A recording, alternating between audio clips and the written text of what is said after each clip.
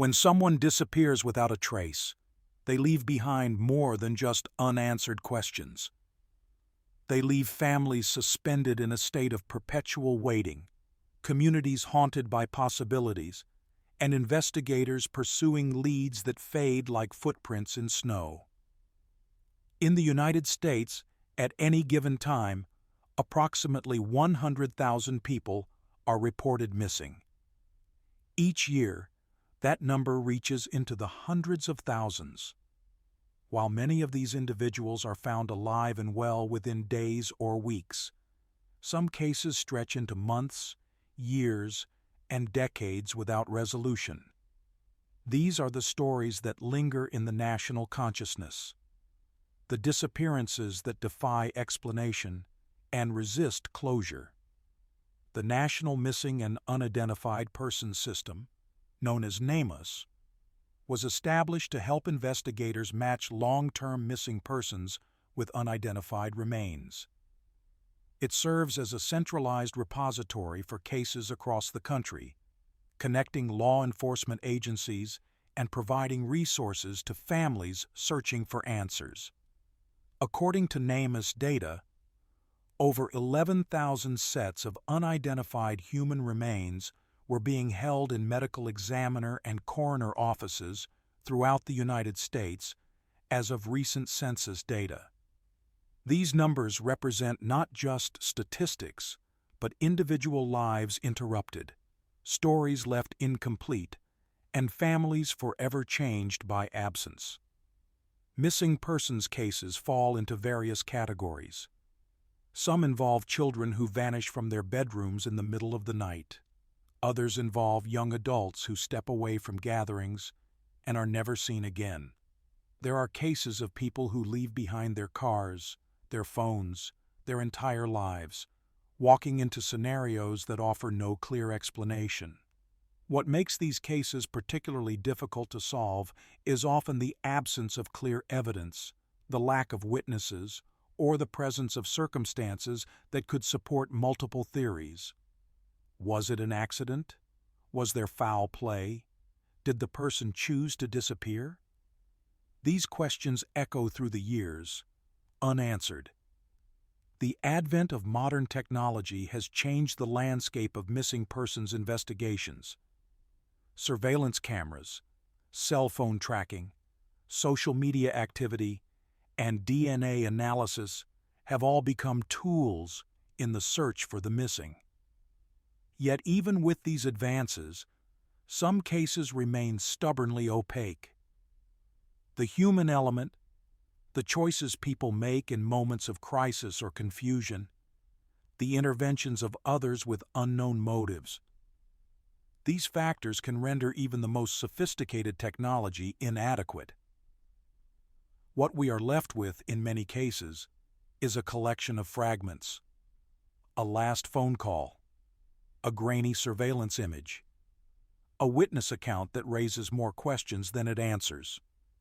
From these fragments, families and investigators attempt to construct narratives that might lead to understanding, if not resolution. This exploration focuses on several cases that have captured national attention precisely because of their unusual circumstances and the questions they continue to pose. These are not stories of clear-cut abductions or obvious crimes. They are cases where the evidence, or lack thereof, creates a vacuum that theories rush to fill. They are cases where the missing person's last known moments are documented, yet what happened next remains entirely unknown. They are cases that remind us how easily a life can intersect with mystery, how quickly the ordinary can become inexplicable. Before we examine these specific cases, it is important to understand the broader context in which they exist. Missing persons investigations have evolved significantly over the past several decades. In earlier eras, law enforcement often delayed taking action when adults were reported missing, operating under the assumption that adults have the right to disappear if they choose. This assumption, while technically true, sometimes resulted in crucial early hours and days being lost. Families of the missing have worked to change these protocols, advocating for immediate investigation regardless of the missing person's age. Their efforts have led to legislative changes in various states, ensuring that reports are taken seriously from the beginning and that investigations commence without unnecessary delay. The psychological toll on families of the missing is profound and particular. Unlike families who have lost loved ones to confirmed deaths, families of the missing exist in a state of ambiguous loss. There is no funeral, no grave, no ritual of closure. There is only waiting and wondering. Some families maintain hope that their loved ones are alive somewhere, perhaps unable to return. Others come to believe that their family member is deceased, but continue searching for remains that might provide certainty. Both positions reflect the human need for resolution, for narrative completion, for some form of ending to a story that has been suspended in its middle. The cases we will examine share certain characteristics. They involve individuals who were, by all accounts, functioning members of society with no obvious reason to vanish. They involve disappearances that occurred despite the presence of potential witnesses or surveillance technology. They involve searches that, despite extensive efforts, yielded little or no useful evidence. And they involve families who have refused to let their loved ones be forgotten, who have kept these cases alive in public consciousness through media appearances, social media campaigns, and continued cooperation with law enforcement. What follows is not sensational. It is not designed to shock or to exploit. It is simply an accounting of what is known and what remains unknown, about several individuals who disappeared under circumstances that continue to puzzle those who investigate such matters. These are stories of ordinary people whose lives intersected with extraordinary mystery. They are stories that remain unfinished, suspended in that uncomfortable space between presence and absence, between life as it was and whatever came after. On the evening of February 9, 2004, a 21-year-old nursing student named Maura Murray left the University of Massachusetts Amherst campus. She packed a bag with clothes, toiletries, and textbooks. She withdrew nearly all the money from her bank account. She sent emails to her professors and work supervisor claiming there had been a death in her family. This claim was not true. By all accounts from her family, there had been no death. Maura got into her car, a black Saturn sedan, and drove north into New Hampshire. Several hours later, her car would be found crashed on a rural highway. Maura herself would be gone, never to be seen again. Maura Murray had grown up in Hanson, Massachusetts, the fourth of 5 children in what was described as a close-knit family. Her parents had divorced when she was young, but both remained involved in her life. She was known as an intelligent and athletic young woman who had excelled in high school, particularly in track and cross country. After graduating from high school in 1997, she had chosen to attend the University of Massachusetts Amherst, where she pursued nursing. Those who knew her described someone who was organized and determined, someone with clear goals and the discipline to achieve them.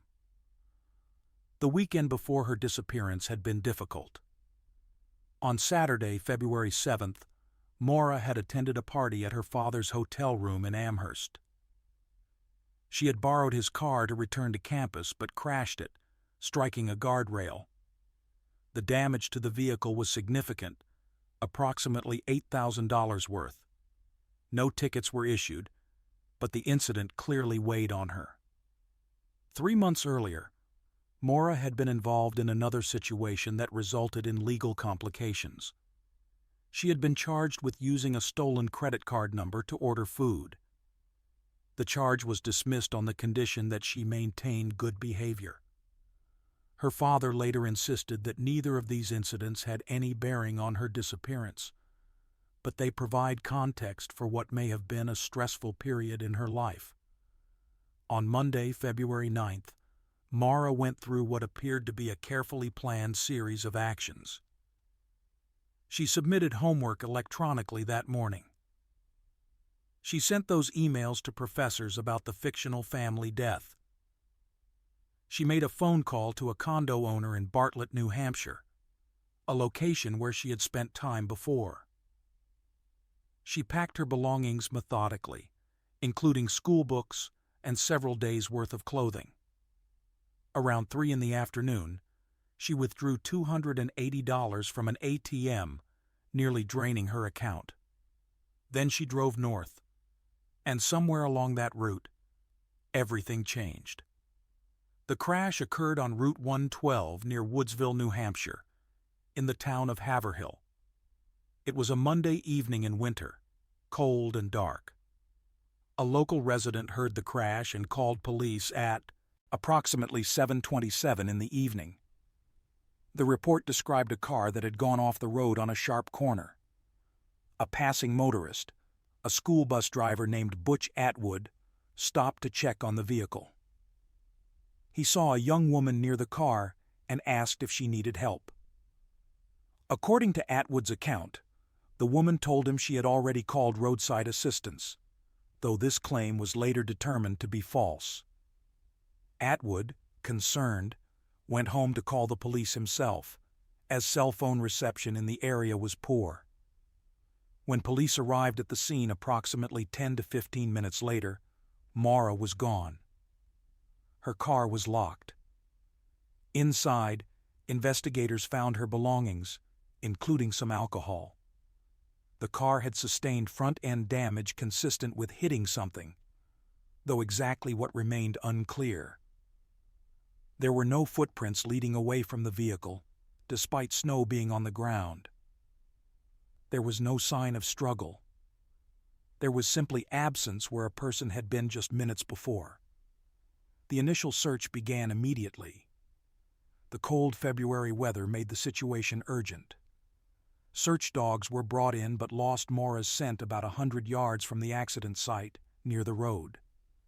Helicopters conducted aerial searches of the surrounding area. Volunteers combed the woods.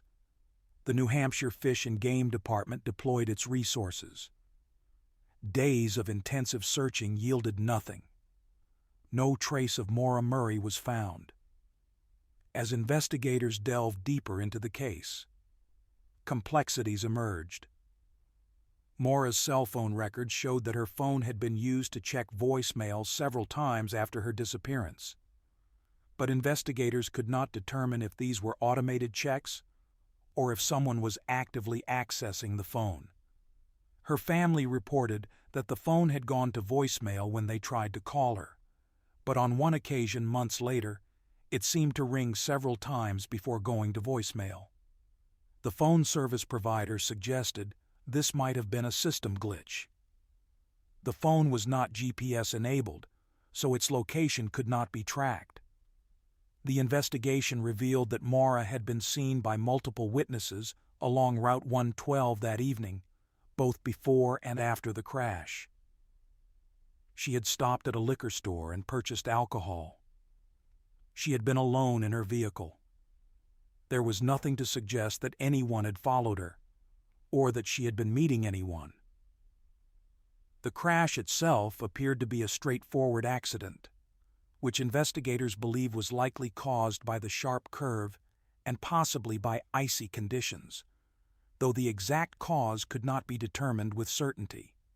What happened in the minutes after Butch Atwood spoke with her remains entirely unknown. Theories about Maura's disappearance have multiplied over the years.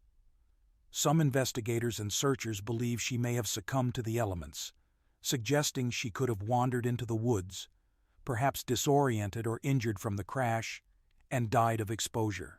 Extensive searches of the area, including areas that were initially inaccessible due to snow, have not located any remains. Others theorize that she may have encountered foul play, proposing that someone could have picked her up or forced her into a vehicle in those crucial minutes before police arrived. This theory draws some support from the fact that the area, while rural, does have traffic, and someone could have stopped.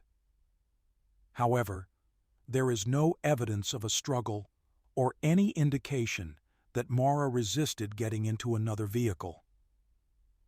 A third theory suggests that Maura may have disappeared voluntarily, that she could have planned this departure and executed it successfully. Proponents of this theory point to the emails about the family death, the careful packing, the withdrawal of money, suggesting these could indicate advanced planning. They propose she may have wanted to escape pressures she was facing, whether academic, legal, or personal. However, those who knew Maura best, including her family and close friends, find this theory difficult to accept. She was about to start a new job. She had plans for spring break. She had close relationships with family members. There is no evidence that she acquired a new identity or accessed any funds after her disappearance, which would be expected if this theory were accurate. The location where Maura vanished has become something of a focal point. Route 112 near the crash site is a remote stretch of highway surrounded by dense forest. The nearest houses are scattered and separated by significant distances. The weather that night was cold enough that prolonged exposure would have been dangerous. Search and rescue teams familiar with the area have stated their assessment that if Maura had wandered into the woods, her remains would likely have been found by now, either through searches or through the natural discovery that occurs in forests over time. The absence of any physical evidence in the immediate area remains one of the case's most puzzling aspects. In the years following her disappearance, there have been occasional reported sightings of Maura, but none have been confirmed. Various searches of areas in New Hampshire have been conducted based on tips, but these have not yielded results. The case was featured on multiple television programs and has been the subject of numerous podcasts and articles. This media attention has kept Maura's name in public consciousness and has generated tips that continue to come in to law enforcement. The New Hampshire State Police Cold Case Unit maintains the investigation as an active case. Maura's sister Julie has become a prominent advocate, using social media platforms to share information about the case and to keep attention focused on finding answers. Julie has emphasized that the family does not believe Maura disappeared voluntarily and that they consider her disappearance suspicious. In 2024, Julie launched a podcast exploring the case and has continued to call for anyone with information to come forward. The family has also advocated for a historical marker to be placed near the site where Maura was last seen, as a way of ensuring that people passing through the area are reminded of her case. The FBI became involved in the investigation in 2021, adding Maura's case to their Violent Criminal Apprehension Program database. This addition marked the first time the FBI formally asked for public assistance in the case. An age progression photograph was created showing what Maura might look like at age 41, released on the 20th anniversary of her disappearance. The photograph was designed to generate new leads, though investigators emphasized that its release was not based on new information, but rather was consistent with standard missing persons investigation practices.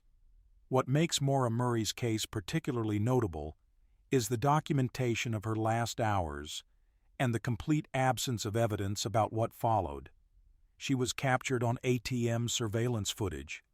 She was seen at the liquor store.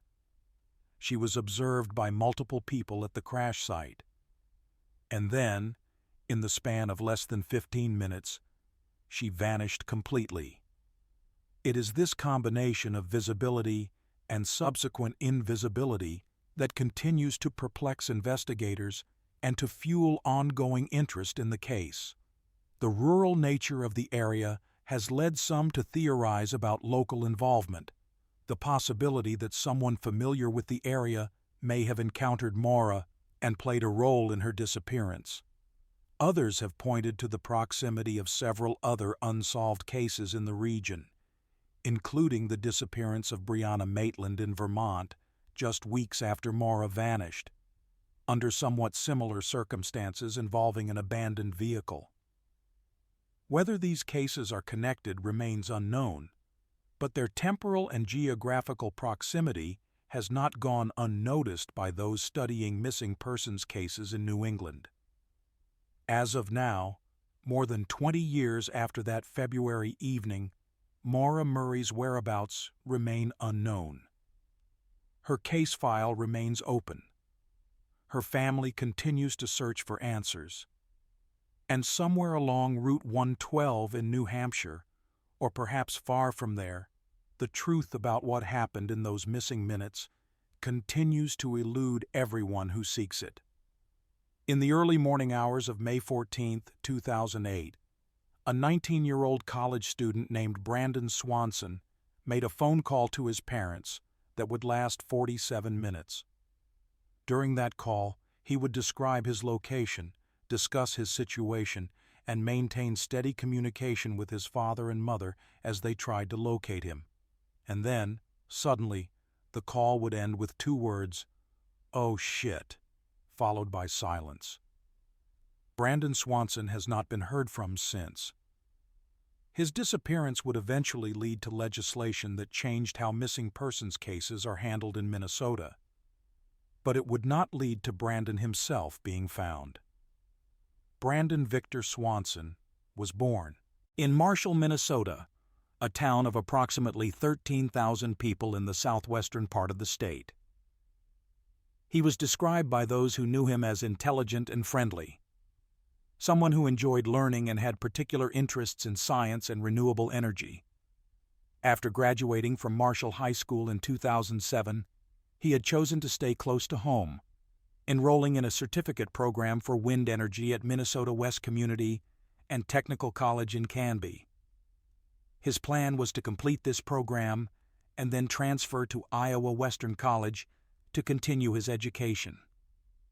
The night of May 13, 2008, marked the end of his academic year, and Brandon had been celebrating with friends.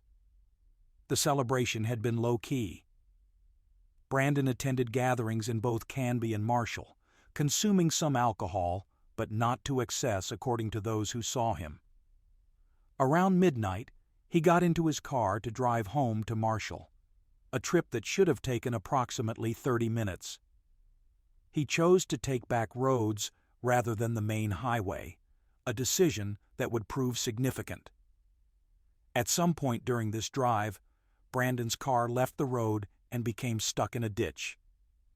He was not injured, but the vehicle was immobilized. Rather than walking for help or waiting, Brandon called his parents. The phone call began around 1:45 in the morning. Brandon explained to his father Brian and his mother Annette that he had driven into a ditch and needed help getting home.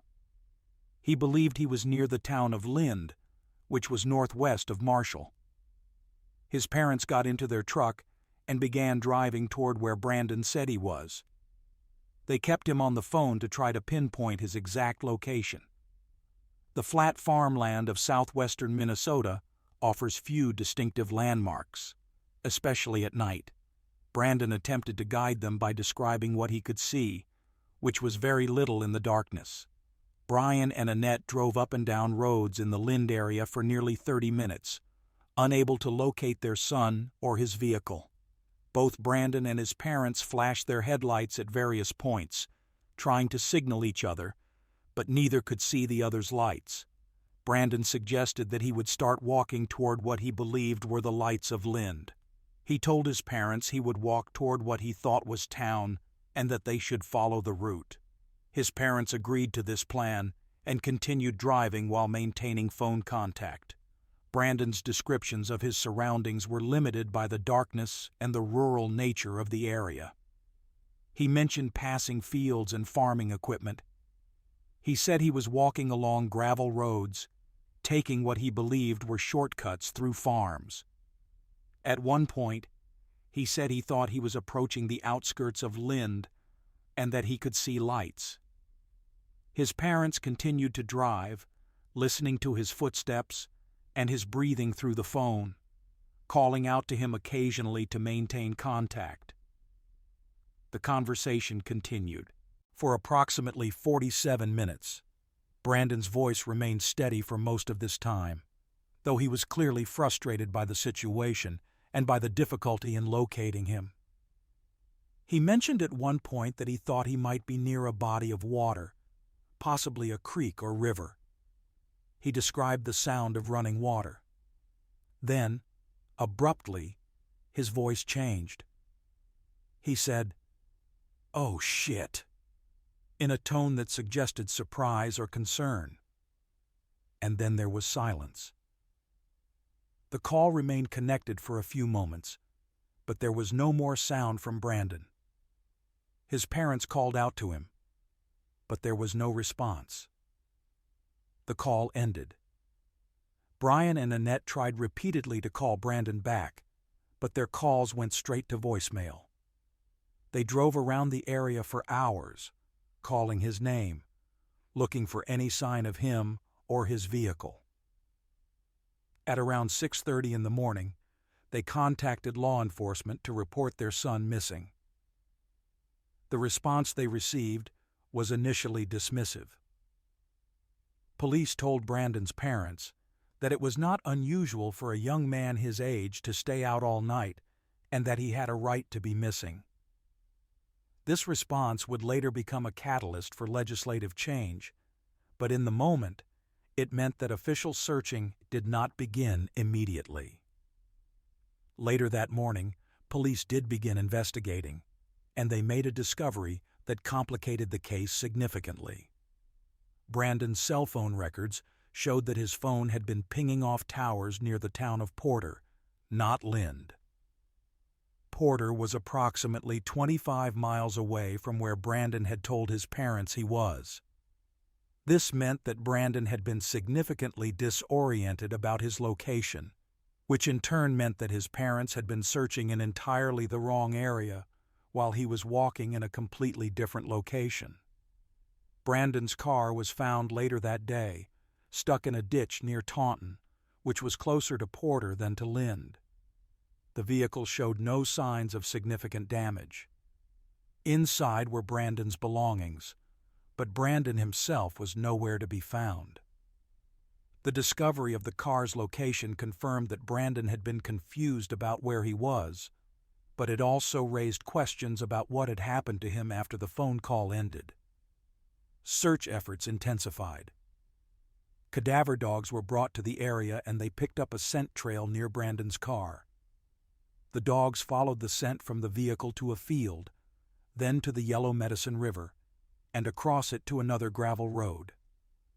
At that point, the scent trail ended abruptly. The Yellow Medicine River was high and flowing fast at the time, as it was spring and snowmelt had swollen the waterways. Some areas of the river were knee-deep, while others were as deep as 15 feet. The initial theory was that Brandon had somehow fallen into the river and drowned. Extensive searches of the Yellow Medicine River were conducted. Dive teams went into the water. The riverbanks were searched on foot. Aerial searches using helicopters were deployed. Volunteers from the community joined professional search teams in combing the area. Despite these efforts, no trace of Brandon was found. No clothing, no personal belongings, no remains. The river was searched multiple times over the following months and years, particularly after the water levels receded, but Brandon was never located. The Lyon County Sheriff, Jeff Vizecki, took the case personally. He walked the 2 miles of the Yellow Medicine River in that area every day for 30 consecutive days, searching for any sign of Brandon. The Swanson family left their porch light on every night as a symbol of hope that Brandon would find his way home, a practice they continued for at least 5 years.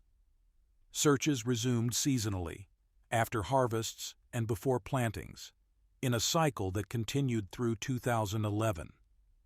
By that time, 122 square miles had been searched. In 2010, the Minnesota Bureau of Criminal Apprehension took over as the lead agency on the case. Multiple theories have been proposed about what happened to Brandon Swanson. The drowning theory, while initially prominent, has become less convincing over time to many investigators. The extensive searches of the river and the fact that bodies typically surface or wash ashore have led many to question this explanation. Additionally, cell phone records showed that Brandon's phone remained turned on for approximately 2 more days after his disappearance, which investigators note would be unlikely if he had drowned that night. Another theory involves foul play, proposing the possibility that Brandon encountered someone during his walk who meant him harm. However, there is no evidence supporting this scenario. His final words, "Oh shit," could indicate surprise at encountering a person, but they could just as easily indicate stepping into water, tripping, or any number of other scenarios. The lack of any evidence of a struggle or any indication of another person's involvement has made this theory difficult to substantiate. Some have theorized that Brandon may have fallen into an abandoned well or some other type of opening in the ground that has not been discovered. Rural Minnesota has various structures and holes that might not be immediately visible, especially at night. However, the extensive ground searches and the use of search dogs would likely have detected such a scenario. Others have suggested that Brandon, possibly disoriented and showing signs of hypothermia or exhaustion, might have found some shelter where he subsequently died, and that his remains have simply not been discovered yet. This theory accounts for why no trace has been found despite extensive searches. The case has ruled out certain possibilities. Brandon did not use his credit cards or access his bank account after that night. There have been no confirmed sightings of him. His phone, once it stopped working, was never used again. There is no evidence that he planned to disappear or had any reason to stage his disappearance. By all accounts, he was looking forward to continuing his education and had plans for his future. The impact of Brandon's disappearance on his family has been profound. His parents, Brian and Annette Swanson, became advocates for legislative change. They worked with their local representative, Marty Seifert, to draft what would become known as Brandon's Law. This law, which was signed by Minnesota Governor Tim Pawlenty in 2009, requires law enforcement to immediately begin investigating when an adult is reported missing under dangerous circumstances, regardless of the person's age. The law also clarifies which agency is the lead investigator and requires prompt notification of nearby law enforcement agencies. Brandon's Law was passed with the hope that it would prevent other families from experiencing the delays and dismissals that the Swansons encountered. The Swansons have been reluctant to speak extensively about their son's disappearance in recent years, citing the emotional toll. However, they have continued to cooperate with law enforcement and to keep Brandon's case in public awareness. Tips continue to come in, though as of recent reports, none have led to Brandon being found. The case remains open and active with the Minnesota Bureau of Criminal Apprehension. In May 2021, the FBI released Brandon's case information on their Violent Criminal Apprehension Program website, seeking tips from the public. An age progression image was created showing what Brandon might look like in his mid-30s. Law enforcement officials have stated that they continue to pursue leads and that they remain committed to finding answers, even as the case approaches 2 decades without resolution. What happened to Brandon Swanson in those final moments on the phone with his parents remains unknown. The extensive searches, the investigation, and the passage of time have not yielded the answers his family seeks. Somewhere in southwestern Minnesota, or perhaps beyond, the truth about Brandon's fate continues to elude everyone searching for it. On the early morning of February 14, 2000, a 9-year-old girl named Asha Degree left her family home in Shelby, North Carolina, and walked into the darkness. It was raining heavily, with strong winds making conditions particularly unpleasant. Asha was seen by multiple motorists walking along North Carolina Highway 18, approximately 1.5 miles from her home. When one driver turned around to check on her, she ran into the woods and disappeared. Asha has not been seen since, though evidence of her presence has been found, including her backpack, discovered more than a year later, wrapped in plastic and buried along a roadside 30 miles from where she was last seen. Asha Degree was born in August 1990 to Harold and Aquila Degree, who had married on Valentine's Day in 1988. Asha had an older brother, O'Brien, who was born a year before her. The family lived in a residential subdivision in a generally rural area north of Shelby. By all accounts, the Degrees were a close-knit family. Asha attended Falston Elementary School, where she was described as a shy but well-adjusted child who got along with her classmates and teachers. She was involved in basketball and was known for being responsible and obedient. The evening before Asha disappeared was unremarkable. The family attended a basketball game in which Asha's team played but lost. This was reportedly upsetting to Asha, who did not like to lose. After returning home, the family went through their normal evening routine. Asha and her brother watched television for a time, and then everyone went to bed. The power went out briefly due to the storm, but it came back on. Harold Degree checked on his children around 2:30 in the morning and observed both of them sleeping in their beds. When the family woke up around 6:15 on the morning of February 14th, Asha was gone. Her bed was empty. Her book bag was missing. Some of her clothing was gone. There was no sign of forced entry into the house. The doors were locked from the inside. Nothing appeared disturbed. Asha had simply left, packing her belongings and walking out into a storm on a cold February night. Her parents immediately contacted law enforcement, and a missing persons investigation began. The initial search focused on the immediate area around the Degree home. Search dogs were brought in, but they were unable to pick up a promising scent trail. The rain and wind had complicated tracking efforts. As the search expanded, investigators received reports from motorists who had seen a young girl matching Asha's description walking along Highway 18 in the early morning hours. These sightings placed Asha approximately 1.5 miles from her home, walking north along the highway around 4 in the morning.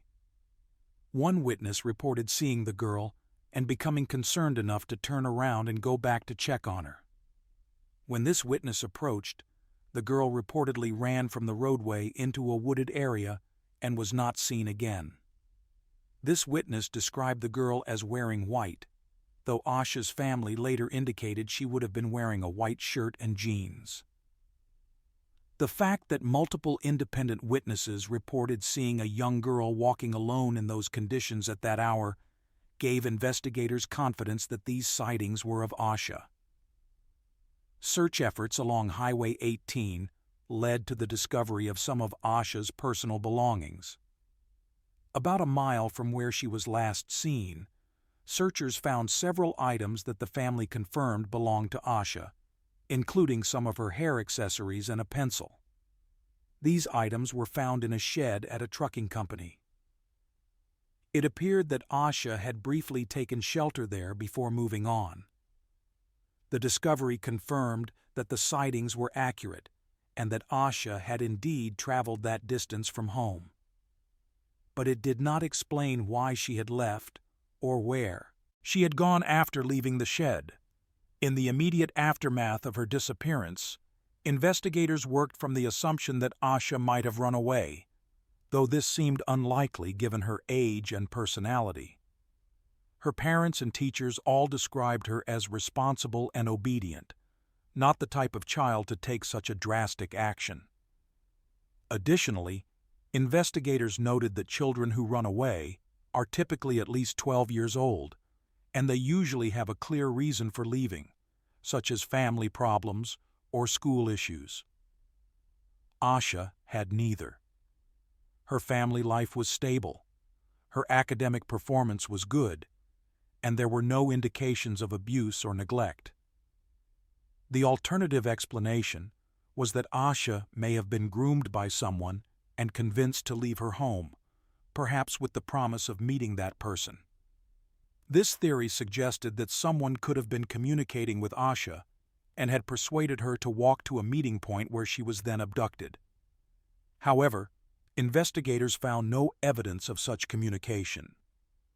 Asha's computer showed no suspicious activity, and in 2000, social media and cell phones were not as prevalent as they would become in later years. If someone had been in contact with Asha, it would have been through more traditional means, and no evidence of such contact was found. 17 months after Asha's disappearance, in August 2001, construction workers made a significant discovery. Along Highway 18 in Burke County, approximately 30 miles north of where Asha was last seen, workers found a book bag wrapped in 2 black plastic garbage bags. The book bag had Asha's name and phone number on it. Inside were some of her belongings, including items her family recognized. Interestingly, the bag also contained 2 items that the family stated did not belong to Asha: a library book and a New Kids on the Block t-shirt that they had never seen before. The discovery of the book bag was significant for several reasons. First, it confirmed that Asha had traveled or been taken a considerable distance from where she was last seen. Second, the fact that the bag was wrapped in plastic and buried suggested that someone had deliberately concealed it. Third, the presence of items that did not belong to Asha raised the possibility that she may have been with someone else, someone who had their own belongings mixed with hers. The book bag was sent to the FBI laboratory in Quantico for analysis. For years, the case progressed slowly. Tips came in periodically, but none led to a breakthrough. In 2015, the FBI joined state and county authorities in reopening the investigation, offering a reward of up to $25,000 for information leading to the arrest and conviction of those responsible for Asha's disappearance. A community group added an additional $20,000 to the reward. In May 2016, the FBI announced that their reinvestigation had turned up a possible new lead. They disclosed that Asha may have been seen getting into a dark green early 1970s Lincoln Continental Mark IV, or possibly a Ford Thunderbird from the same era. The vehicle was described as having rust around its wheel wells. This information about the vehicle was released to the public in hopes that someone might recognize it or remember seeing it in the area around the time of Asha's disappearance. In September 2017, the FBI's Child Abduction Rapid Deployment Team came to Cleveland County to assist in the investigation, providing specialized support, including behavioral analysis and technical assistance. The team worked alongside local investigators, reviewing evidence and pursuing new leads. Despite these efforts, the case remained unsolved. Then, in September 2024, nearly 25 years after Asha disappeared, there was a major development. The FBI, North Carolina State Bureau of Investigation, and Cleveland County Sheriff's Office executed search warrants at multiple properties in the area. These searches were conducted at a home and property in Shelby, an assisted living facility in Vail, and a home in Charlotte. The locations were owned and occupied by members of a family with the last name Dedman. When the search warrants were unsealed, they revealed significant information. Investigators stated that they now believed Asha was a victim of homicide and that her body had been concealed. The warrants identified Roy and Connie Dedman as suspects, along with information about their daughters, who had been teenagers at the time of Asha's disappearance. DNA evidence collected from items found with Asha's book bag in 2001 had been analyzed and came back with matches to Russell Bradley Underhill and Annalee Victoria Dedman Ramirez. According to the warrants, a hair sample found on Asha's undershirt appeared to match Annalee Dedman Ramirez's DNA, based on the analysis conducted. Annalee had been 13 years old in February 2000. She had two sisters, who were 15 and 16 years old at the time. The warrants indicated that due to the ages of the Dedman daughters, investigators believed they would have needed adult assistance from their parents in the execution or concealment of the crime.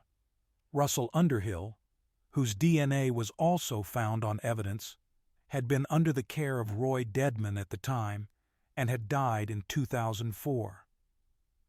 The warrants noted that Roy Dedman used to send one of his daughters to transport patients to and from facilities in the area, and that Highway 18 would have been the logical route for such travel. This information suggested a possible explanation for how the book bag ended up where it was found, though the exact circumstances remain unclear. Additional search warrants executed in February 2025 revealed more details. A man had come forward stating that in the mid-2000s, he attended parties with some of the Dedman daughters, and that at one such party, one of them had been crying and saying she had killed Asha Degree. Investigators also revealed that one of the Dedman daughters had been asked to take a polygraph test and was found to be deceptive when asked if she was concealing information about the case. During the September 2024 searches, investigators seized various items, including an older green vehicle similar to the one Asha may have been seen getting into, along with electronics, records, and other evidence. No human remains were found during the searches. The attorney for Roy Dedman, who was identified as the property owner, stated that he believed the investigation would soon reveal that a now-deceased individual was responsible for what happened to Asha, though he declined to elaborate. As of the most recent information available, no arrests have been made in connection with Asha Degree's disappearance. The Dedman family has denied any connection to the missing girl. Asha's family, particularly her mother Ikila, has stated repeatedly that they believe Asha is still alive and that they maintain hope she will return home. The reward for information in the case has grown substantially, with the Cleveland County Sheriff's Office offering $75,000 and the state of North Carolina offering an additional $25,000 for information leading to an arrest and conviction. The case of Asha Degree remains one of the most puzzling missing children cases in recent American history. The question of why a shy 9-year-old girl would leave her home in the middle of a storm has never been satisfactorily answered. The discovery of her belongings so far from where she was last seen, the DNA evidence that has emerged decades later, and the recent identification of persons of interest have advanced the investigation. But Asha herself has not been found. Her family continues to hope, to search, and to advocate for answers. The investigation continues, now with the public knowledge that authorities believe they know who was involved in Asha's disappearance, even if the full story of what happened that Valentine's Day morning in 2000 remains untold. On the morning of March 24, 1998, a 23-year-old woman named Amy Lynn Bradley went missing from a cruise ship in the Caribbean. She had last been seen by her father at approximately 5:30 in the morning, asleep on the balcony of their family cabin. 30 minutes later, he looked again, and she was gone. Amy Bradley has never been found, and her disappearance has sparked decades of investigation, multiple alleged sightings, and theories that range from accident to human trafficking. Her case remains open and continues to generate leads even 27 years later. Amy Lynn Bradley was born in May 1974 and grew up in Petersburg, Virginia. She was described as athletic and outgoing, with a particular love for basketball. She had earned a degree in physical education and worked at a steakhouse while living with her family. She was close to her parents, Ron and Iva Bradley, and to her younger brother Brad. In March 1998, Ron Bradley won an all-expenses-paid Caribbean cruise through his employer, and the family decided to take the trip together. It was intended to be a relaxing vacation, a chance to spend time together and enjoy warm weather and tropical locations. The cruise departed from San Juan, Puerto Rico, on March 21, 1998, aboard the Royal Caribbean ship Rhapsody of the Seas. The ship's itinerary included stops in Aruba and Curaçao, with plans to visit St. Martin and St. Thomas before returning to San Juan. Amy brought 15 rolls of film with her, planning to create a photo collage of the trip. She purchased souvenirs and wrote postcards to friends. By all accounts, she was enjoying the vacation and looking forward to the remaining stops on the itinerary. On the evening of March 23rd, the ship was traveling from Aruba to Curaçao. That night, Amy and her brother Brad attended a Mardi Gras-themed disco on the ship. They spent several hours dancing and socializing. Amy was seen dancing with a member of the ship's band, a bass player who went by the name Yellow, whose real name was Alistair Douglas. There was video footage from the ship showing Amy and others at the party. Amy and Brad eventually went back to their cabin in the early morning hours of March 24th. Brad went to sleep around 3:30 in the morning. Amy's keycard showed she entered the cabin at approximately 3:40 in the morning. Ron Bradley woke up around 5:30 that morning and went out on the cabin balcony. He saw Amy there, asleep in a chair. He went back inside and fell asleep again. When he woke up approximately 30 minutes later and checked the balcony again, Amy was gone. Initially, he was not concerned, thinking she might have gone for a walk or to get breakfast. However, as time passed and Amy did not return, the family became worried. They searched the ship, checking the various decks and public areas. They could not find her. The family reported Amy missing to the ship's crew. The response was not immediate. The ship did not make an announcement to passengers until approximately 8 in the morning, by which time the ship had already docked in Curaçao and many passengers had begun disembarking for the day's activities. The family urged the crew to prevent passengers from leaving until Amy was found, but this did not happen. A search of the ship was conducted between noon and 1 in the afternoon, but no sign of Amy was found. The initial theory was that Amy had somehow fallen or jumped overboard. The Dutch Caribbean Coast Guard conducted a 4-day search of the waters around Curaçao using helicopters and radar-equipped planes. Royal Caribbean chartered additional boats to continue the search. No trace of Amy was found in the water. The family rejected the theory that Amy had gone overboard, either accidentally or intentionally. Amy was a strong swimmer and a trained lifeguard. The family saw no reason why she would take her own life. She had been in good spirits on the trip, had a new job waiting for her at home, and had recently gotten her own apartment. There was nothing to suggest she was in distress.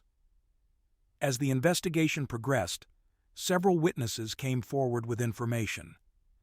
2 women reported possibly seeing Amy on the ship around 6 in the morning, after she would have left the balcony, but before the family reported her missing. These sightings were not confirmed. More significantly, a taxi driver in Curaçao claimed that he saw Amy on the island on the day the ship docked. He said she was running through a parking lot, apparently looking for a phone. He remembered her green eyes, which were featured in the missing person posters that were distributed. This claim was never corroborated by authorities. In August 1998, 4 months after Amy disappeared, 2 Canadian tourists came forward with a striking claim. They said they had seen a woman they believed was Amy on a beach in Curaçao. The woman had tattoos that matched Amy's, including a distinctive Tasmanian devil tattoo on her shoulder. The witness, David Carmichael, stated that he was 100% certain the woman was Amy Bradley. He said she was with 2 men who seemed aggressive, and when he tried to approach, they moved away quickly. The FBI investigated this lead, but was unable to operate freely in Curaçao, which was not under American jurisdiction, and could not corroborate the account. In November 1999, a United States Navy sailor came forward with another troubling claim. He said that while in Curaçao, he had been approached by a woman at a brothel who told him her name was Amy Bradley. According to his account, she said she had left the cruise ship to get drugs and was now being held against her will. She asked him for help. The sailor said he reported this to his superiors immediately, but when FBI agents went to investigate, they found that the brothel had burned down. There was no way to verify the sailor's story or to locate the woman he had spoken with. In 2005, a photograph surfaced that caused significant distress for the Bradley family. An anonymous tipster sent them a link to an escort services website that featured a woman who bore a resemblance to Amy. The photograph showed a woman in revealing clothing, and there were similarities in appearance that the family found troubling. The FBI investigated, but was unable to confirm the identity of the woman in the photograph. The possibility that Amy had become a victim of human trafficking became a significant focus of the investigation. Over the years, there have been multiple other reported sightings of Amy in various Caribbean locations, and even in Venezuela. None of these sightings have been confirmed. The family has maintained a website dedicated to finding Amy, and they have worked with private investigators and the FBI to pursue leads. In 2010, a jawbone washed ashore in Aruba and was initially connected to another missing persons case. The authorities declined to conduct DNA testing to see if it might be Amy's remains. In March 2010, 12 years after her disappearance, a court officially declared Amy Lynn Bradley dead. However, her family does not accept this declaration and continues to believe that Amy may still be alive. They have maintained hope based on the various sightings and the possibility that Amy was taken from the ship and has been unable to return. The investigation into Amy's disappearance has looked at various theories. The cruise line initially maintained that Amy must have gone overboard, but the lack of any evidence supporting this and the family's insistence that Amy was a strong swimmer have made this theory less convincing over time. The trafficking theory has gained prominence, particularly given the alleged sightings and the claim by the Navy sailor. This theory proposes that Amy may have been targeted while on the ship, possibly by crew members or others who had access to the vessel, and that she was taken off the ship in Curaçao. However, this remains unproven and is based primarily on witness accounts that could not be fully verified. The involvement of Alistair Douglas, the bass player Amy was seen dancing with, has been examined. His daughter has publicly stated that she believes her father may have been involved, citing suspicious behavior after he returned from that cruise. However, Douglas has maintained his innocence, and he passed a polygraph test, though the results were described as inconclusive. There is no concrete evidence linking him to Amy's disappearance, and his potential involvement remains a matter of speculation rather than established fact. In July 2025, a Netflix documentary series was released examining Amy's case. The documentary featured interviews with family members, law enforcement, and people who claim to have seen Amy. Following the documentary's release, new information reportedly emerged. According to sources close to the investigation, a female bar server who worked on the cruise ship came forward to corroborate the theory that Amy was trafficked off the ship. Additionally, there are reports suggesting evidence that Amy may have at least one child, which, if verified, would indicate she survived beyond the initial disappearance. These developments remain under investigation and have not been officially confirmed by law enforcement. The FBI has maintained Amy's case on their wanted persons list and continues to seek information. A reward of up to $25,000 is offered for information leading to Amy's recovery and the conviction of those responsible for her disappearance. In 2025, a podcast host announced an additional $1 million reward for information or actions that would lead to Amy being safely returned home. Amy Lynn Bradley's case remains one of the most notable missing persons cases connected to cruise ship travel. It has raised questions about security on cruise ships, about the handling of missing persons reports when they occur in international waters, and about the vulnerability of passengers to crimes that might occur while at sea or in foreign ports. The case has generated sustained public interest, and with recent developments suggesting that people with knowledge of what happened may still be alive and potentially willing to come forward, there remains hope that resolution may eventually be achieved. For now, Amy's family continues to search, continues to hope, and continues to ask anyone with information to come forward and help bring Amy home. On the night of March 31st, 2006, a 27-year-old medical student named Brian Shaffer went out with friends to celebrate the start of spring break. The group visited several bars in the University District of Columbus, Ohio, eventually ending up at a bar called the Ugly Tuna Saloona. Surveillance cameras captured Brian entering the bar with his friends. Later, cameras showed him talking to two women near the entrance just before 2 a.m. He was seen walking back into the bar. From that moment on, Brian Shaffer was never seen again. The bar had security cameras covering every public exit, yet none of them recorded Brian leaving. He simply disappeared. Brian Randall Shaffer was born in February 1979 and grew up in Pickerington, a suburb of Columbus. He was the elder of 2 sons in what was described as a close family. Brian was intelligent and personable, someone who connected easily with others and had a good sense of humor. He graduated from high school in 1997 and went to Ohio State University for his undergraduate studies, earning a degree in microbiology in 2003. He then entered Ohio State's College of Medicine, completing the white coat ceremony and moving into his second year of medical school by March 2006. The months before Brian's disappearance had been difficult.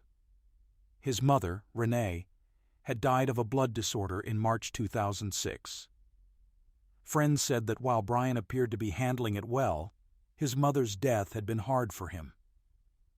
Brian was also in a serious relationship with another medical student, Alexis Wagoner. Those close to the couple believed that Brian was planning to propose to Alexis, possibly during a trip to Miami that they had planned for spring break. On the evening of March 31st, Brian had dinner with his father at a local steakhouse. Randy Shaffer later commented that Brian seemed tired from recent exams, but was otherwise in good spirits. After dinner, Brian called Alexis around 9 in the evening, telling her he loved her and confirming their upcoming trip. The conversation was described as normal, with nothing to suggest anything was wrong. Brian then met up with his friend and roommate, William Florence, known as Clint, and they began celebrating the end of exams by visiting several bars along High Street. Around midnight, Brian and Clint met up with another friend, Meredith Reed, who gave them a ride back to the Ugly Tuna's saloon. Surveillance footage shows all three of them taking the escalator up to the bar's second-floor entrance at approximately 1:15 in the morning. The Ugly Tuna Saloon was a popular spot, located in a building that housed several other businesses. It was not a standalone structure, but rather a bar on the upper floor of a commercial center. The last clear image of Brian on surveillance camera shows him at approximately 1:55 in the morning, standing near the bar entrance, talking to two young women. These women were later identified and interviewed. They said they had spoken briefly with Brian but then left, and they remembered nothing unusual about the interaction. The surveillance footage shows Brian, after talking with these women, turning and walking back toward the interior of the bar. He steps out of the camera's view, and that is the last verified sighting of Brian Shaffer. What happened next is where the case becomes particularly puzzling. Brian's friends, Clint and Meredith, could not find him after the bar closed. They assumed he had left and gone back to his nearby apartment, as they had become separated during the evening. The bar closed at 2 in the morning, and all patrons were required to leave. Surveillance cameras at the entrance recorded everyone who left the bar that night. Police later reviewed hours of footage, identifying every person who exited. Brian was not among them. The following day, Sunday, April 2nd, Alexis tried to call Brian but could not reach him. She became concerned and contacted Brian's father. When Brian did not show up for his flight to Miami on Monday, the concern turned to genuine alarm. Brian was officially reported missing, and police began investigating. The first step was to review the surveillance footage from the Ugly Tuna Saloon and surrounding businesses. Columbus had extensive surveillance coverage at the time, more than most other cities in Ohio. Cameras from nearby bars and establishments were all reviewed. Brian did not appear in any of them. It was as if he had vanished between the time he walked back into the bar and the time it closed, less than 5 minutes later. Police conducted an extensive search of the bar itself. They looked for any place someone could hide or any scenario that might explain the absence of footage showing Brian leaving. There was a service exit at the back of the bar that was not monitored by cameras. This exit led to a construction site, as renovation work was being done in the building. However, navigating the construction site would have been difficult and dangerous, especially for someone who had been drinking. Additionally, there was no evidence that Brian had any reason to leave via this unconventional route, making this possibility seem unlikely to investigators. The investigation expanded to include Brian's apartment, which was about 6 blocks from the bar. His car was still parked outside, and nothing in the apartment appeared disturbed. His keys, wallet, and other personal items were missing, suggesting he had them with him when he disappeared. There was no activity on his credit cards or bank accounts after that night. His cell phone went directly to voicemail when called, and it was never used again. The phone was not GPS-enabled, so its location could not be tracked. Police interviewed everyone who had been with Brian that evening. Both Clint Florence and Meredith Reed were cooperative initially. They both agreed to take polygraph tests, and both passed. Randy Shaffer, Brian's father, also took a polygraph and passed. The two women Brian was seen talking to were eventually interviewed and said they were never asked to take polygraph tests. Clint Florence later retained an attorney and declined to answer further questions or to take additional tests. This decision led to some suspicion, though there was no evidence connecting him to Brian's disappearance. During the investigation, police learned that Brian and Clint had apparently had a verbal argument at some point during the evening at the bar. The nature and significance of this argument was never fully clarified.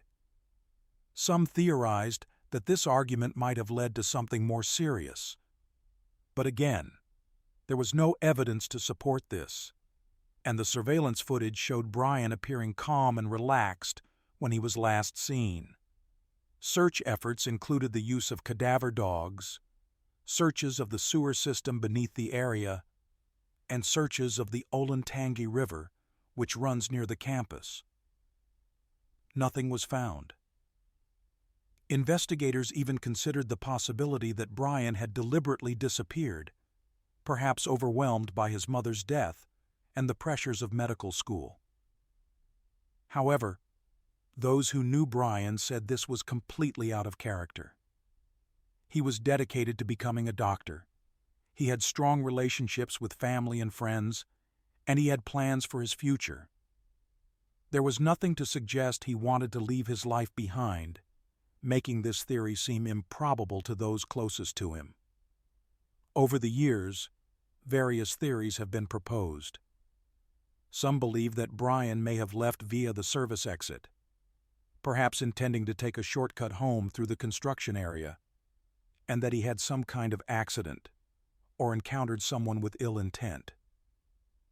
Others believe that he could have left through the front entrance, but somehow evaded the cameras, perhaps by changing his appearance or by timing his exit during a camera blind spot.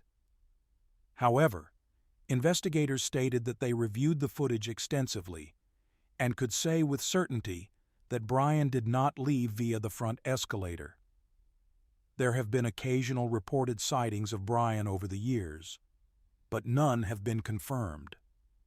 In 2019, a photograph of a homeless man in Tijuana, Mexico, circulated online with claims that he resembled Brian. The photograph was sent to the FBI for facial recognition analysis, and the FBI ruled that the man was not Brian Shaffer. In March 2021, the Ohio Bureau of Criminal Investigation released an age-progressed photograph showing what Brian might look like at age 42, nearly 15 years after his disappearance. The Shaffer family suffered another tragedy in 2008, when Randy Shaffer was killed by a falling tree during a severe storm. Brian's younger brother Derek became the primary family member speaking about the case. Derek stated in interviews that he did not believe Brian disappeared voluntarily and that he suspected someone involved in the case was not being truthful. He also expressed particular suspicion about Clint Florence's decision to stop cooperating with the investigation. The Columbus Police Missing Persons Unit continues to work the case. Detective Blanche Tucker, who took over the investigation, has stated that she believes someone who was interviewed knows more than they have disclosed. She has worked to re-interview witnesses and has expressed hope that someone will come forward with new information. Crime Stoppers of Central Ohio has offered a reward for information that could help solve the case. The case of Brian Shaffer is notable for its central mystery. How does someone enter a bar that has surveillance cameras on every public exit and then never appear on any camera leaving? The absence of Brian's body, or any evidence of what happened to him, has left investigators with an impossible puzzle. Every theory that has been proposed has significant problems. The accident theory does not explain the lack of evidence. The foul play theory does not explain how someone could have removed Brian from the area without being captured on any of the extensive surveillance coverage. The voluntary disappearance theory does not align with what is known about Brian's character and plans. Brian Shaffer's case remains open and active. His disappearance continues to generate discussion among those interested in missing persons cases, precisely because of how well documented his last known movements are, and how complete the absence of information about what followed.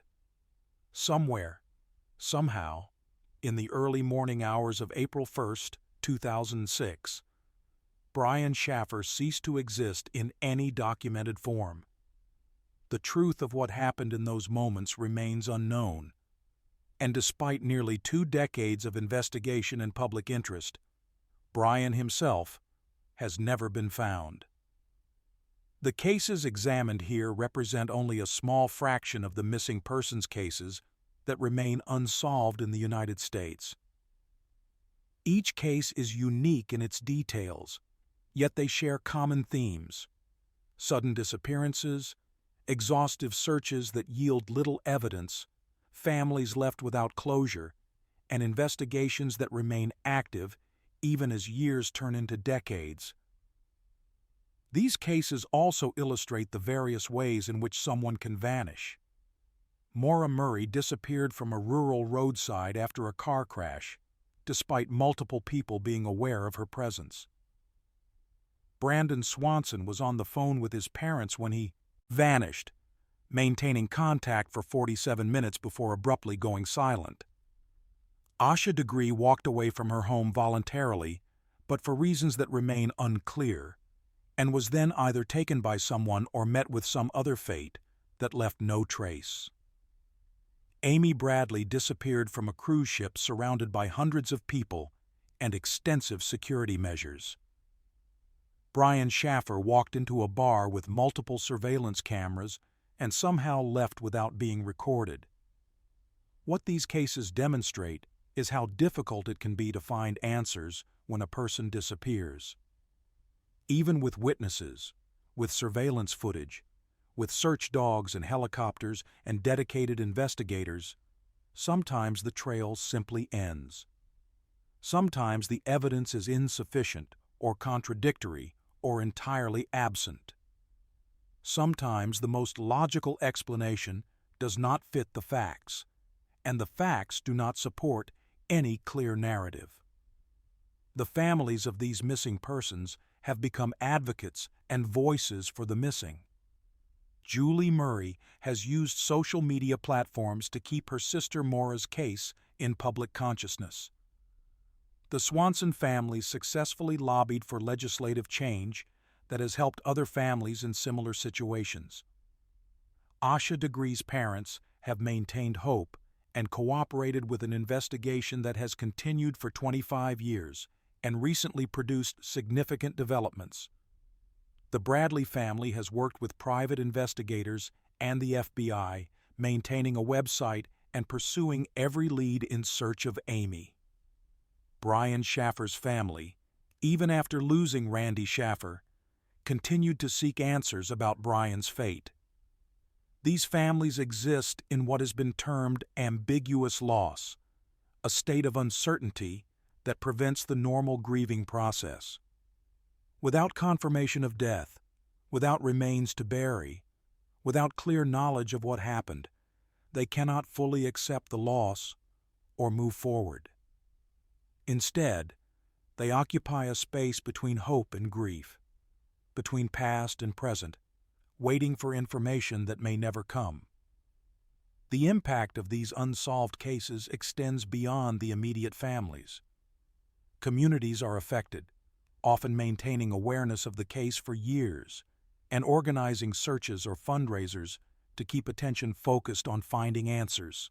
Law enforcement agencies dedicate significant resources to cold cases, knowing that even after decades, new information or new technology might provide the breakthrough that solves the case.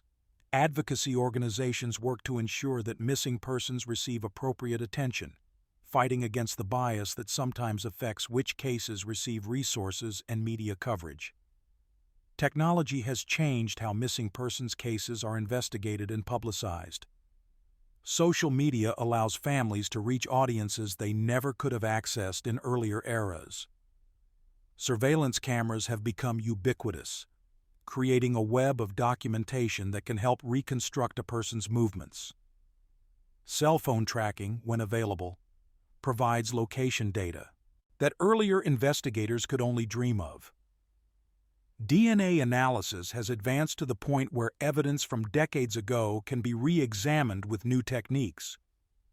Facial recognition technology can potentially match aged individuals to photographs from years past. Yet even with all these advances, some cases remain unsolved. The human element cannot be entirely predicted or controlled. Chance encounters, spontaneous decisions, the interference of unknown actors with unknown motives. These factors can defeat even the most sophisticated investigative tools. And in cases where there is little or no evidence to analyze, where the person has simply vanished without leaving a trace, technology can only do so much. The question often asked in these cases is, what should people do differently? Should parents track their adult children more closely? Should people avoid traveling alone in rural areas or on cruise ships? Should everyone share their location at all times? These questions miss a fundamental truth. The vast majority of people who travel alone return safely. Most adults live independent lives without incident, and most disappearances that do occur are eventually resolved.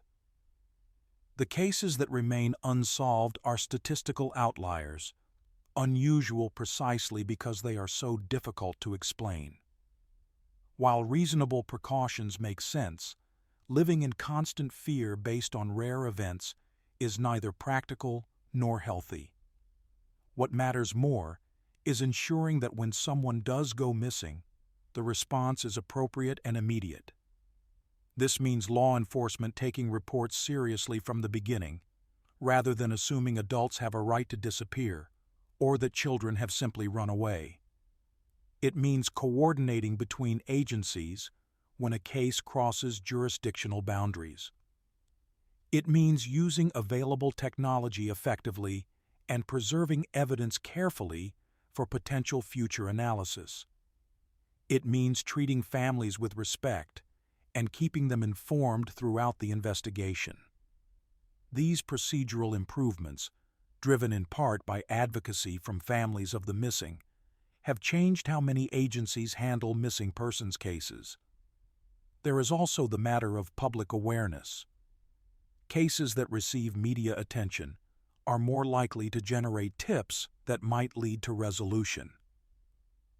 This is why families often work to keep their loved ones' cases in the public eye. At the same time, this creates a troubling inequality. Cases that attract media attention are often those involving individuals who fit certain demographic profiles, young white women in particular. Cases involving minorities, particularly indigenous women and men, often receive less attention despite being equally worthy of investigation and resolution. Advocacy groups have worked to address this disparity, pushing for equal treatment of all missing persons regardless of race, age, gender, or socioeconomic status. The creation of databases like NamUs represents an important step toward ensuring that missing persons cases receive appropriate attention and that information is shared across jurisdictional boundaries. These systems allow investigators to compare cases and to match missing persons reports with unidentified remains. They provide a centralized location for families to enter information and to search for their loved ones. They help prevent cases from being forgotten or overlooked simply because they occurred in a small jurisdiction with limited resources. Cold case units have become more common in recent years, with agencies dedicating specific resources to unsolved cases. These units often benefit from the perspective that comes with time and from new technologies that were not available when the case first occurred. They also benefit from the possibility that witnesses who were unwilling or unable to come forward initially might be more willing to do so years later. Sometimes people who had information but were afraid to share it, perhaps fearing retaliation or legal consequences, reach a point where they decide that providing information is more important than maintaining silence. The cases examined here remain unsolved, but they are not closed. Investigators continue to pursue leads. Families continue to search and to advocate. New information continues to emerge, sometimes decades after the initial disappearance. In Asha Degree's case, DNA evidence examined after 24 years led to the identification of persons of interest and the execution of search warrants in 2024 and 2025. In Amy Bradley's case, new witnesses came forward in 2025 after a documentary brought renewed attention to her disappearance. These developments demonstrate that even after many years, progress can be made. There is also the possibility, however small, that some of these missing persons are still alive. While unlikely in many cases, it is not impossible. People have been found alive after years of being missing, sometimes having left voluntarily and created new identities, sometimes having been held against their will, sometimes having suffered memory loss or other conditions that prevented them from returning. Until remains are found, or until circumstances definitively prove otherwise, families often maintain hope that their loved ones might still be found alive. For those who study missing persons cases, these stories serve as reminders of human fragility and mystery. They remind us that despite living in an age of surveillance and connectivity, it is still possible for someone to disappear completely. They remind us that many questions we ask cannot be answered with certainty, that some mysteries resist solution despite our best efforts. They remind us that absence can be as powerful and as haunting as presence. The families of Maura Murray, Brandon Swanson, Asha Degree, Amy Bradley, and Brian Shaffer continue to search for answers. They continue to hope that someone somewhere has information that could help solve these cases. They continue to keep their loved ones' names and faces in public consciousness, refusing to let them be forgotten. They continue to cooperate with law enforcement, even when the investigation has gone on for years without resolution. They continue to wait, to wonder, to hope, existing in that difficult space between knowing and not knowing, between loss and possibility. These are stories without endings, lives interrupted by mystery, families suspended in perpetual searching. They are cases that remain open because they remain unsolved. They are individuals who deserve to be found, who deserve to have their stories completed, who deserve to be brought home to the families who have never stopped looking for them. Until that happens, these cases will continue to haunt those who study them, and to trouble those who cannot accept that in our modern world, with all our technology and resources, someone can still simply vanish without explanation. The work continues. The searches go on. The investigations remain active. And somewhere, perhaps, are the answers that everyone seeks, waiting to be discovered, waiting to provide the resolution that has been so long in coming, waiting to allow these stories to finally reach their conclusions.